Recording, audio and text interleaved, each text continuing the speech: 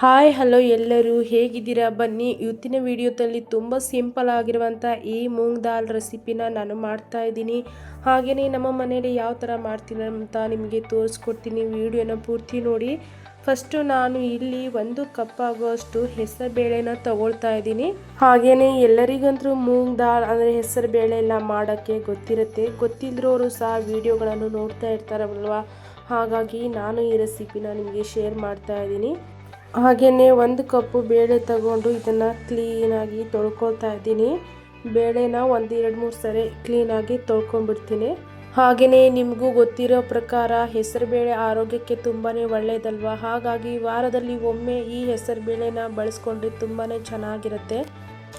ಈಗ ನಾನು ಕುಕ್ಕರಲ್ಲಿ 1 ಮಗ್ ನೀರನ್ನು ಹಾಕ್ತಾ ಇದ್ದೀನಿ.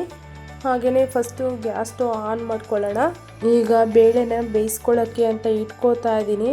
ಹಾಗೆಯೇ ನಾನು ಇಲ್ಲಿ ಹಸಿಮೆಣಸಿನ್ಕಾಯಿ ಈರುಳ್ಳಿನ ಈ ರೀತಿಯಾಗಿ ಕಟ್ ಮಾಡ್ಕೊಂಡಿದ್ದೀನಿ ಉದ್ದುದ್ದಾಗಿ, ಅದನ್ನು ಸಹ ಹಾಕ್ಕೊಳ್ತಾ ಇದ್ದೀನಿ. 1-2 ಟೊಮ್ಯಾಟೊನು ಸಹ ದಪ್ಪ ಕಟ್ ಮಾಡಿ ಹಾಕ್ಕೊಳ್ತಾ ಇದ್ದೀನಿ. ಈಗ ಇದಕ್ಕೆ ಸ್ವಲ್ಪ ಉಪ್ಪನ್ನು ಸೇರಿಸ್ಕೊಂಡು ಹಾಗೆಯೇ ಸ್ವಲ್ಪ ಅರಿಶಿಣನ ಸೇರಿಸ್ಕೊಂಡು ಬೇಯಿಸೋಕ್ಕೆ ಅಂತ ಇಟ್ಕೊಳ್ಳೋಣ. 4-5 ವಿಸಲನ್ನು ನಾನು ಕೂಗಿಸ್ಕೊಳ್ತೀನಿ. ಹಾಗೆಯೇ ಮುಂಚೆನೇ ಬೇಳೆನ ನಾವು ಸ್ವಲ್ಪ ನೀರಲ್ಲಿ ಹಾಕಿ ನೆನೆಸ್ಕೊಂಡು ಇಟ್ಕೊಂಡ್ರೆ ಬೇಗನೆ ಬೇಯುತ್ತೆ. ನೋಡಿ, ಕುಕ್ಕರಲ್ಲಿ ಬೇಳೆ ಎಲ್ಲ ಬೆಂದು ರೆಡಿಯಾಗಿದೆ. ಹಾಗೆಯೇ ನೀವು ಯಾರಾದರೂ ಹೊಸಬ್ರು ಈ ವಿಡಿಯೋನ ನೋಡ್ತಾ ಇರೋದಾದರೆ ನಂದು ಯೂಟ್ಯೂಬ್ ಚಾನಲಲ್ಲಿ ಎಲ್ಲ ರೆಸಿಪೀಸ್ ವಿಡಿಯೋಗಳನ್ನು ಹಾಕಿದ್ದೀನಿ. ನೀವು ಎಲ್ಲ ರೆಸಿಪಿಗಳನ್ನು ನೋಡ್ಬೋದು. ಹಾಗೆ ಯಾರೆಲ್ಲ ನನ್ನ ಚಾನಲ್ ಸಬ್ಸ್ಕ್ರೈಬ್ ಮಾಡ್ಕೊಳ್ಳಿಲ್ಲ, ಪ್ಲೀಸ್ ಸಬ್ಸ್ಕ್ರೈಬ್ ಮಾಡ್ಕೊಳ್ಳಿ, ಸಪೋರ್ಟ್ ಮಾಡಿ. ನೋಡಿ, ಈಗ ಬೇಳೆ ಎಲ್ಲ ಕರೆಕ್ಟಾಗಿ ಬೆಂದಿದೆ. ಅದರಲ್ಲಿ ಹಾಕಿರೋ ಟೊಮಾಟೊ ಏನಿದೆ ಅಲ್ವಾ, ಸ್ವಲ್ಪ ಮಸಿಬೇಕು. ಹಾಗೆಯೇ ನಾನು ಈಗೇನು ಮಾಡ್ತೀನಿ ಅಂದರೆ ಗ್ಯಾಸ್ ಸ್ಟವ್ ಆನ್ ಮಾಡಿಕೊಂಡು ಸ್ವಲ್ಪ ಹೊತ್ತು ಈ ಬೇಳೆಯಲ್ಲಿ ನಾನು ನೀರು ಸೇರಿಸ್ಕೊಂಡು ಬೇಯಿಸ್ಕೊತೀನಿ. ಯಾಕಂದರೆ ಸ್ವಲ್ಪ ಗಟ್ಟಿಯಾಗಿದೆ, ಹಾಗಾಗಿ ಇದರಲ್ಲಿ ನಾನು ಸ್ವಲ್ಪ ನೀರನ್ನು ಸೇರಿಸ್ಕೊಂಡು ಚೆನ್ನಾಗಿ ಇದನ್ನು ಕುದಿಸ್ಕೊತೀನಿ. ನೋಡಿ, ಜಾಸ್ತಿ ಗಟ್ಟಿಯಾಗಿದೆ ಅಲ್ವಾ, ಹಾಗಾಗಿ ಇದರಲ್ಲಿ ಸ್ವಲ್ಪ ಬಿಸಿ ನೀರು ಹಾಕ್ಕೊಳ್ತಾ ಇದ್ದೀನಿ. ನಾನು ತಣ್ಣೀರು ಹಾಕ್ತಾ ಇಲ್ಲ, ಬಿಸಿ ನೀರನ್ನು ಹಾಕ್ಕೊಳ್ತಾ ಇದ್ದೀನಿ. ಈಗ ಇದನ್ನು ಚೆನ್ನಾಗಿ ಬೇಯೋಕ್ಕೆ ಅಂತ ಇಟ್ಬಿಡ್ತೀನಿ. ನೋಡಿ, ಬೇಳೆ ಎಲ್ಲ ಆಲ್ಮೋಸ್ಟ್ ಚೆನ್ನಾಗಿ ಬೆಂದಿದೆ, ಕುಕ್ ಆಗಿದೆ ಅಲ್ವಾ, ಹಾಗಾಗಿ ಈಗ ಸ್ವಲ್ಪ ನೀರನ್ನು ಸೇರಿಸ್ಕೊಂಡಿರೋದ್ರಿಂದ ಸ್ವಲ್ಪ ಬೇಯಬೇಕು. ನೋಡಿ, ಬೇಳೆ ಎಲ್ಲ ಕುದೀತಾ ಇದೆ, ಚೆನ್ನಾಗಿ ಬೆಂದಿದೆ. ಈಗ ಸೈಡಲ್ಲಿ ನಾನು ಒಗ್ಗರಣೆಗೆ ಅಂತ ರೆಡಿ ಮಾಡ್ಕೊಳ್ತಾ ಇದ್ದೀನಿ.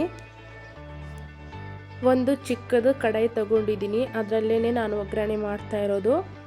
ಹಾಗೆಯೇ ಇದಕ್ಕೆ ಒಗ್ಗರಣೆಗೆ ಅಂತ ಎಣ್ಣೆನೂ ಸೇರಿಸ್ಕೊಳ್ತಾ ಇದ್ದೀನಿ. ಎಣ್ಣೆ ಬಿಸಿಯಾಗಿದೆ, ಇದಕ್ಕೆ ಸಾಸಿವೆ ಹಾಗೆಯೇ ಜೀರಿಗೆಯನ್ನು ಸೇರಿಸ್ಕೊಳ್ತಾ ಇದ್ದೀನಿ. ಸಾಸಿವೆ ಜೀರಿಗೆ ಸಿಡಿತಾ ಇದೆ. ಹಾಗೆಯೇ ನಾನು ಮುಂಚೆನೇ ಬೆಳ್ಳುಳ್ಳಿನ ಜಜ್ಜಿ ಇಟ್ಕೊಂಡಿದ್ದೆ, ಅದನ್ನು ಸಹ ಹಾಕೋತಾ ಇದ್ದೀನಿ. ಈಗ ಬೆಳ್ಳುಳ್ಳಿ ಸ್ವಲ್ಪ ಕಲರ್ ಬರೋ ಹಾಗೆ ಫ್ರೈ ಮಾಡ್ಕೊಳ್ಳೋಣ. ಹಾಗೆ ಸಣ್ಣದಾಗಿ ಕಟ್ ಮಾಡಿ ಇಟ್ಕೊಂಡಿರುವಂಥ ಈ ಒಂದು ಈರುಳ್ಳಿನೂ ಸಹ ಸೇರಿಸ್ಕೊಳ್ತಾ ಇದ್ದೀನಿ. ಇದನ್ನು ಸಹ ಕೆಂಪು ಬಣ್ಣ ಬರುವವರೆಗೂ ಫ್ರೈ ಮಾಡ್ಕೋಬೇಕು. ಹಾಗೆಯೇ ಈ ಥರ ಹೆಸರು ಬೇಳೆ ಮಾಡೋದಕ್ಕೆ ಎಲ್ಲರಿಗೂ ಗೊತ್ತಿರುತ್ತೆ. ಯಾರಿಗೆಲ್ಲ ಗೊತ್ತಿರಲ್ಲ ಅವರೆಲ್ಲರೂ ಸಹ ನೋಡಿಬಿಟ್ಟು ಕಲಿತಾರೆ, ಮಾಡ್ತಾರೆ. ಹಾಗಾಗಿ ನೋಡಿ, ನಾನು ಈಗ ಕರಿಬೇವು ಸೊಪ್ಪನ್ನು ಹಾಕ್ತಾ ಇದ್ದೀನಿ. ಕರಿಬೇವು ಸೊಪ್ಪನ್ನು ಆದಷ್ಟು ನಾನು ಮೇಲಿಂದನೇ ಹಾಕೋದು. ಈರುಳ್ಳಿ ಬೆಳ್ಳುಳ್ಳಿ ಎಲ್ಲ ಹಾಕಿಬಿಟ್ಟಿದ ಮೇಲೇ ಹಾಕ್ತೀನಿ, ಯಾಕಂದರೆ ಅದು ನನಗೆ ಹಸಿ ಹಾಗೆ ಗ್ರೀನಾಗಿ ಕಾಣಿಸ್ಬೇಕು ಅಂತ. ಎಣ್ಣೆಯಲ್ಲಿ ಹಾಕಿದ ತಕ್ಷಣ ಎಲ್ಲ ಸುಟ್ಟಿ ಕಪ್ಪಗಾಗ್ಬಿಡುತ್ತೆ. ಹಾಗಾಗಿ ನಾನು ಫಸ್ಟು ಇದರಲ್ಲಿ ಕೆಂಪು ಮೆಣಸಿನ್ಕಾಯಿ ಒಣಮೆಣಸಿನ್ಕಾಯಿ ಹಾಕಬೇಕಂತ ಅಂದ್ಕೊಂಡಿದ್ದೆ, ಮರ್ತ್ಬಿಟ್ಟೆ. ಹಾಗಾಗಿ ಈಗ ನಾನು ಇದಕ್ಕೆ ಒಣಮೆಣಸನ್ನು ಸಹ ಹಾಕ್ತಾ ಇದ್ದೀನಿ. ಒಂದು 4 ದಂಟು ಒಣಮೆಣಸಿನ್ಕಾಯಿನೂ ಹಾಕ್ಕೊಳ್ತಾ ಇದ್ದೀನಿ. ಈಗ ಇದನ್ನು ಕೆಂಪು ಬಣ್ಣ ಬರುವವರೆಗೂ, ಈರುಳ್ಳಿ ಬೆಳ್ಳುಳ್ಳಿ ಏನಿದೆ ಅಲ್ವಾ, ಕೆಂಪು ಬಣ್ಣ ಬರುವವರೆಗೂ ಚೆನ್ನಾಗಿ ಫ್ರೈ ಮಾಡ್ಕೊಳ್ಳೋಣ. ನೋಡಿ, ಈ ಥರ ಕೆಂಪು ಬಣ್ಣ ಬರಬೇಕು. ಈ ಥರ ಕೆಂಪು ಬಣ್ಣ ಬರುವವರೆಗೂ ಫ್ರೈ ಮಾಡ್ಕೊಳ್ತಾ ಇದ್ದೀನಿ ನಾನು.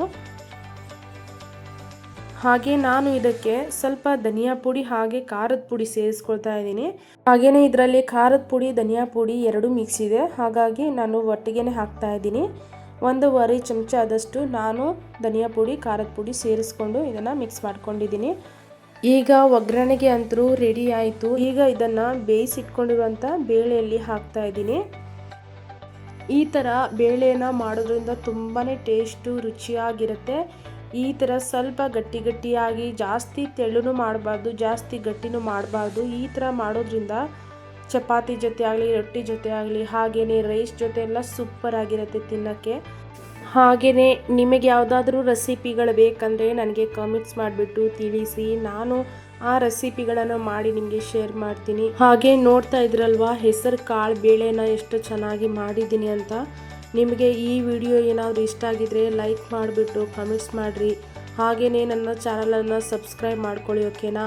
ಮತ್ತು ನಾನು ಹೊಸ ರೆಸಿಪಿಗಳನ್ನು ನಾನು ಅಪ್ಲೋಡ್ ಮಾಡುವಾಗ ನಿಮಗೆ ನೋಟಿಫಿಕೇಷನ್ ಎಲ್ಲ ಸಿಗುತ್ತೆ.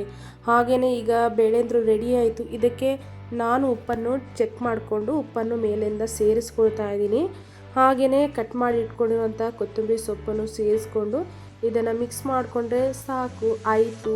ನಮ್ಮದು ಹೆಸರು ಕಾಳು ಬೇಳೆ ಅಂತೂ ರೆಡಿ ಆಯಿತು. ನೋಡ್ತಾ ಇದ್ರಲ್ವಾ ಎಷ್ಟು ಚೆನ್ನಾಗಿ ಮಾಡಿದ್ದೀನಿ ಅಂತ. ಹಾಗೆಯೇ ನೀವು ಸಹ ವಾರದಲ್ಲಿ ಒಂದು ದಿನ ಈ ಥರ ಹೆಸರು ಕಾಳು ಬೇಳೆನ ಮಾಡ್ಕೊಳ್ಳಿ. ಆರೋಗ್ಯಕ್ಕೆ ತುಂಬಾ ಒಳ್ಳೆಯದು, ಹಾಗೆ ತಂಪಾಗಿರುತ್ತೆ ಈಗ ಬೇಸಿಗೆ ಕಾಲದಲ್ಲಿ. ಈ ವಿಡಿಯೋನ ಯಾರೆಲ್ಲ ನೋಡ್ತಾ ಇದ್ದೀರಾ, ಥ್ಯಾಂಕ್ ಯು ಸೋ ಮಚ್.